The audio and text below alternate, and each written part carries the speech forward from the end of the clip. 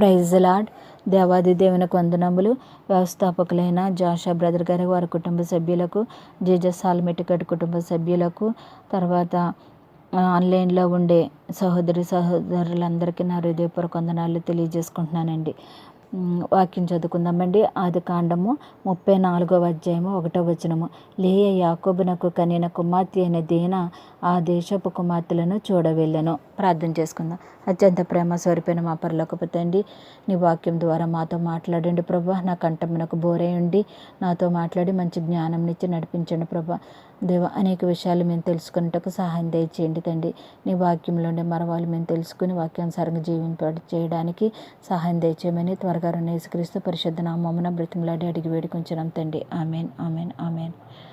అయితే దీనా లేయ యాకోబు కుమార్తె అండి దీనా. దీనా అను మాటకు హెబ్రీ భాషలో తీర్పు అనే అర్థము. లేయాకు 7 కుమారుల తర్వాత ఏకైక కుమార్తె దీనా. అయితే తల్లిదండ్రుల జీవిత విధానము పిల్లల మీద ఎంత తీవ్రమైన ప్రభావం చూపుతుందో దీనా జీవితము ఉదాహరణగా తీసుకుందామండి. అయితే 12 గోత్రములతో అద్భుతంగా దీవింపబడ్డారు యాకోబు గారు. జీవితంలో ఒక తీవ్రమైన విషాదంగా మిగిలిపోయింది దీనా. తల్లిదండ్రులకు పిల్లలు వారు ఎంత దుఃఖము కలిగిస్తారో అనే ఉదాహరణగా దీనా జీవితం అండి.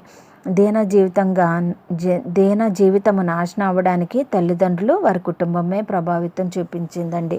అయితే దీనా అందగతే మరి అయ్యి ఉండొచ్చు. మరి తను ఏంటంటే ఇక్కడ దీనాది ఒకరితే తప్పు కాదండి, దీనా తల్లిదండ్రులు కూడా తప్పే. ఎందుకంటే దేవుడు అక్కడ నివసించవద్దు, అక్కడ ఉండవద్దు, విగ్రహారాధుల దగ్గర నివసించవద్దు అన్నప్పుడు యాకోబు మాట వినకుండా, దేవుని మాట విలువనివ్వకుండా అక్కడే విగ్రహారాధకుల దగ్గర ఉండిపోయారు. అయితే దేవుడు ఏం చెప్పారు? నువ్వు దేవునికి ఆయన వాగ్దానం చేశారు, బేతేలునకు వస్తాను అని చెప్పినప్పుడు వినకుండా బేతేలుకు వెళ్లకుండా షేకెములోనే అని ఊరిలో ఉండిపోయి తను ఒక గుడారం వేసుకున్నారండి. అక్కడ యాకోబు దేవుని మాట వినకుండా, నిలువనివ్వకుండా విగ్రహాల దగ్గర ఉండిపోయి ఆ పట్టణం అంతా విగ్రహారాధకుల ఆ పట్టణంలో నివసించాడు. ఫస్ట్గా దేవుడు అక్కడ చేయవద్దన్న పని చేశాడు. దేవునికి అది ఇష్టం లేదు, అయినా వారు ఉండిపోయి తర్వాత దీనా అక్కడ ఉన్న విగ్రహారాధులకు స్నేహం చేసి వాళ్ళని ఫ్రెండ్షిప్ చేసుకుంది. కాబట్టి ఏమైంది? దీనా దేవుని కలిగిన వారు అయినప్పటికీ దేవుని లేని వారితో స్నేహం చేసుకుని వారి అలవాట్లు నేర్చుకుంది. దీనా వారి అలవాట్లుగా మారిపోయింది. వాళ్ళతో సరదాగా ఉండడము, వాళ్ళతో అందంగా విచ్చలవిడిగా సరదాగా తయారవడం, సరదాగా ఉండడం, ఇలాంటివి ఈ లోకరీత్యా మనము ఊహించవలసినది ఏమిటంటే, మనము మన యొక్క స్నేహితులు స్నేహము ఎవరితో ఉంది, ఎలాంటి వారితో స్నేహం చేస్తున్నామో, దీనా ఎలాంటి వారితో స్నేహం చేస్తుందో వారు చూడలేదటండి తల్లిదండ్రులు. అయితే స్నేహితుల ఫంక్షన్ కాబట్టి వెళ్ళమని ఉంటారు. దీనా వెళ్ళింది. అయితే ఈ లోక సాంగత్యము ఏం చేసింది అంటే, ఆమెను అక్కడ ఉన్న వాళ్ళు వెళ్ళిన స్థలంలో మిగిలిన వారు హామోను కుమారుడైన షేకెము ఉన్నాడు కదండి. అతను హామోను కుమారుడు ఏం చేశాడు? దీనాను అవమానపరిచాడటండి, పాడు చేశాడు. అయితే అక్కడ ఛాన్స్ ఎవరిచ్చారు? అక్కడ ఆ అబ్బాయి ఇది కాదండి. ఫస్ట్ మనము వెళ్ళింది మనదే తప్పు. అసలు వారిలో సాంగత్యం చేయవద్దని దేవుడు చెప్పినప్పుడు వినకుండా అక్కడికి వెళ్ళి అన్యులతో సహవాసం చేసి అన్యుల ఆచారాలు పాటించి ఆ విగ్రహాల జోలికి వెళ్ళవద్దని దేవుడు చెప్పిన విగ్రహాల జోలికి వెళ్ళి అక్కడ ఉండడము తల్లిదండ్రులను కూడా ఆపలేదటండి దీనాని. అలాగే వాళ్ళు కూడా వాళ్ళు కూడా అలాగే వెళ్ళకూడదు అని తనకు కూడా తెలియలేదటండి, అంటే దీనాకి. అయితే ఏంటంటే ఇంకా వీళ్ళు వాళ్ళతో కలిసిపోయారటండి, విగ్రహారాధులు కలిసిపోయి అంతా స్నేహంగా అయిపోయారు. కాబట్టి దీనాది ఫస్ట్ తప్పు. దీనాలో లోబడి ఉంటే, అంటే దేవునికి లోబడి ఉంటే వాళ్ళు వరకు వెళ్ళేది కాదేమో. కానీ అయితే పిల్లలు ఎవరితో స్నేహం చేస్తున్నారు, ఎవరితో సాంగత్యం చేస్తున్నారు అది కూడా గమనించుకుంటూ ఉండాలి తల్లిదండ్రులు. ఇంకా దీనా గురించి వచ్చేది ఏంటంటే ఫస్ట్ తల్లిదండ్రులు మిస్టేక్ పొరపాటు తల్లిదండ్రులు నేర్పించలేదు. అంటే దేవుని భయము దీనాకి నేర్పించలేదు. వాళ్ళతో సహవాసం చేయవద్దని చెప్పలేదు, అక్కడ వెళ్ళవద్దని చెప్పలేదు కూడాను. కాబట్టి దీనా అక్కడికి వెళ్ళి కొంచెము అయితే దీనా ఒక మంచి మార్గము నడిచి ఉంటే అక్కడ వెళ్ళవద్దు అన్నప్పుడు అంటే మానేసిదేమో. అయితే దీనా తల్లిదండ్రులు వెళ్ళమని ఉంటారు, అందుకే వెళ్ళి ఉంటుంది. అక్కడ విగ్రహారాధులకు సహవాసం చేయడం, వాళ్ళతో సహనము చేయడము, మాట్లాడడము తల్లిదండ్రుల తప్పే. అయితే ఏమి చెబుతున్నానంటే మన పిల్లలు విగ్రహారాధకుల సహవాసం చేయవద్దు. ఒకవేళ ఎంతవరకు ఉండాలో అంతవరకు ఉండాలి. మన పిల్లలను కాపాడుకుంటున్నామా, ఎలాంటి వాతావరణాల్లో నడిపిస్తున్నామో, వీలైతే ఒకవేళ ఎలా మారుతుంది, ఖచ్చితంగా ఏదో ఒక శోధనలోనే పడతారటండి. అక్కడికి వెళ్ళినప్పుడు అలా వారితో సహవాసం చేయనప్పుడు ఏదో ఒక శోధనలో పడతారు.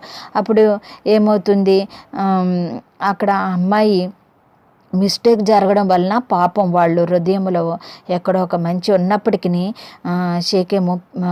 షేకేము పెళ్ళి చేసుకుంటాను అని అన్నప్పుడు వాళ్ళు ఒప్పుకున్నారటండి. శోధన వచ్చింది, వాళ్ళ అన్నయ్యల కోపం వచ్చి ఆ తర్వాత వాళ్ళు సున్నితి చేయిస్తాం మీకు అని వాళ్ళతోటి కపటంగా నడిచి కపటమైన మాటలు చెప్పి తర్వాత వారిని అందరినీ కత్తివాత చేత చంపించారండి.